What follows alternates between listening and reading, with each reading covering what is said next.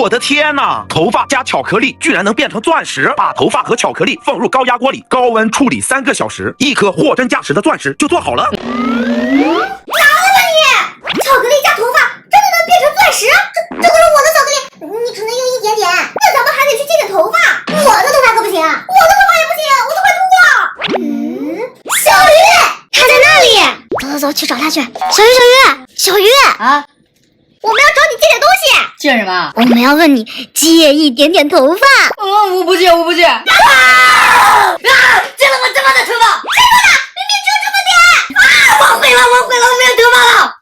先来一层锡纸，把头发放上去，再取一小坨的巧克力。我只要这么点大的钻石就满足了。请出咱们的老朋友，把这颗寄予厚望的锡纸球放进去，关上，能烤个10分钟。现在只要等待钻石炼成就好了。什么东西糊了呀？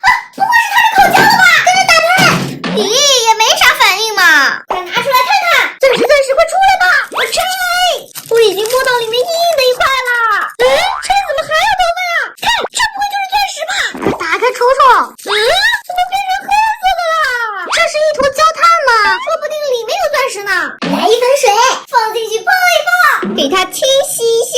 这个怎么这么硬啊？捏都捏不开，给它多泡一会儿。难道这个钻石就是黑色的吗？不仅洗不掉，而且还非常的坚硬。你说它是黑色，会不会是因为小鱼的头发是黑色的？那我们要不要换点别的颜色的头发试试？别的颜色的头发，比如说白色的呀？从哪儿弄白色的头发呀？豆豆，不好意思，借你点头发用一下。收集这么点应该够了吧？嘿，多多，把你的头发也借一点给我吧。趁他不注意，老连吓死了。我捡，把他俩的毛毛放在锡纸上，然后再来一小丢丢的巧克力。我可一点都不贪心哦，把它们包裹起来，然后再放进烤箱中。这次咱们来个最高温度，加热20分钟。这次要是能做成功，咱们就给屏幕前的每个小可爱都发红包。我们一起来期待一下啦！时间到了，赶紧打开来看看，把它给铲出来。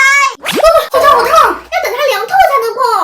这次捏起来真的好像有硬硬的东西，赶紧来剥开它，一定要变成钻石哦！我开，马上就要见到钻石了。怎么黑漆漆的啊？